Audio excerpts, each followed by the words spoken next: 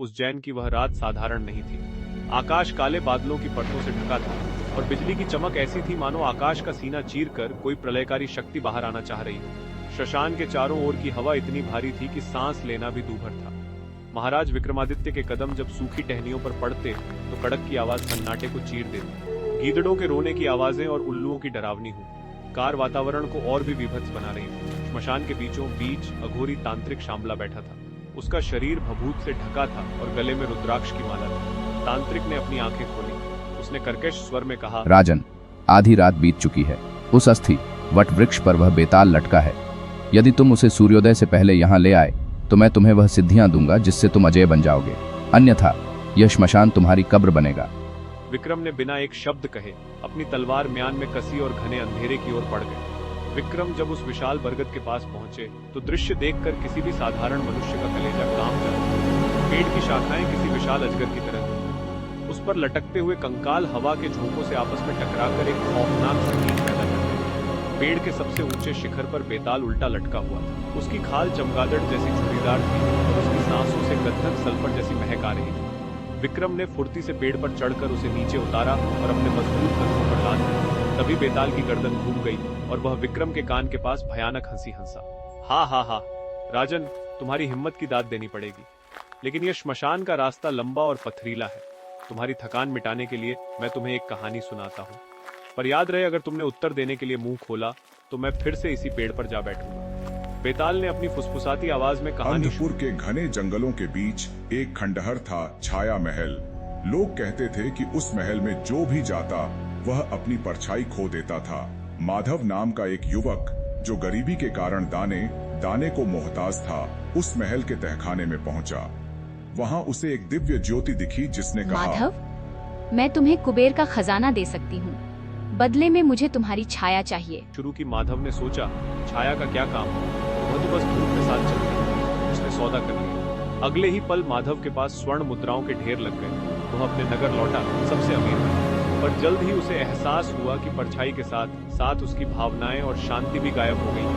वह न तो सो पाता था, न ही उसे किसी भोजन का स्वाद आता था। वह बस एक चलता फिरता जिंदा शव बन गया था। धूप में जाते ही उसका शरीर पिघलने लगा। बेताल रुका और पूछा, बता विक्रम, उस महल ने माधव को छल लिया या माधव ने खुद को? उत्तर दे, वरना तेरा सिर 100 टुकड़ों में फट जाएगा।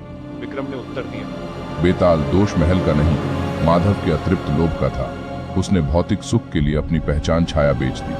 जब मनुष्य अपनी जड़ों और अपनी प्रकृति से समझौता करता है तो वह संपत्ति पाकर भी अस्तित्वहीन हो जाता है। उत्तर मिलते ही बेताल ढाका मारकर उड़ा और वापस पेड़ पर जा लटका। विक्रम दोबारा पेड़ पर चढ़े और बेताल को लाए। बेताल ने दूसरी कहानी शुरू की। राजा धर्मसेन के पास एक ऐसा सत्य दर्पण था जो व्यक्ति के भीतर छिपे असली चेहरे को दिखाता था। एक दिन राजा ने उसमें अपना चेहरा देखा तो उसे एक क्रूर भेड़िया दिखाई दिया जो अपनी ही रानी और बच्चों को मार रहा था। राजा डर गया। उसने सोचा कि आईना झूठ बोल रहा है या उसे श्राप दे रहा है। उसने तलवार उठाई और आईने के हजारों टुकड़े कर दिए। उस डर और शक में उसने सच में अपनी रानी और बच्चों पर हमला कर दिया और अंततः खुद को भी मार लिया। विक्रम बोले, दोष उस आईने का नहीं था, आईना केवल चेतावनी था। राजा ने अपनी कमियों को सुधारने के बजाय सच को मिटाने की कोशिश की। जो इंसान अपनी बुराई स्वीकार नहीं करता वह अंततः उसी बुराई का शिकार बन जाता है। बेताल फिर उड़ गया। तीसरी बार विक्रम ने बेताल को पकड़ा। इस बार श्मशान की आत्माएं विक्रम के पैरों को जकड़ने लगी थीं। बेताल ने अंतिम पहेली। एक साधु जंगल में तपस्या कर रहा था। उसके सामने एक भयंकर राक्षस प्रकट हुआ। साधु जितना डरता, राक्षस का कद उतना ही बढ़ता गया। जब राक्षस पूरे आसमान को ढंकने लगा तो साधु ने आंखें खोली और शांत भाव से उसके सामने बैठ गया। उसने कहा, तुम केवल मेरी कल्पना हो। अचानक वह राक्षस एक नन्हे चूहे में बदल गया। बताओ राजन, डर बड़ा है या उसे देखने वाली आंख? कहीं विक्रम ने कहा, डर केवल अज्ञानता है। जब तक हम किसी चीज को जान नहीं लेते वह हमें डराती है। साहस डर की अनुपस्थिति नहीं बल्कि डर के बावजूद कार्य करने का नाम है। इस बार बेताल नहीं उड़ा। वह विक्रम की अडिगता से प्रसन्न हुआ। उसने कहा, विक्रम, तुम परीक्षा में सफल हुए। सुनो, वह तांत्रिक शांबला तुम्हें मारना चाहता है। वह मेरा उपयोग करके ब्रह्मांड की ऊर्जा को वश में करना चाहता है। वह तुमसे कहेगा कि तुम मुझे दंडवत प्रणाम करो। तुम कहना कि तुम एक राजा हो और तुम्हें झुकना नहीं आता, वह तुम्हें झुककर दिखाए। जैसे ही वह झुके उसका अंत कर देना। विक्रम तांत्रिक के पास पहुंचे। तांत्रिक की आंखों में जीत की चमक थी। जैसे ही तांत्रिक ने विक्रम को झुकने का आदेश दिया, विक्रम ने चतुराई से उसे ही झुकने पर मजबूर कर दिया।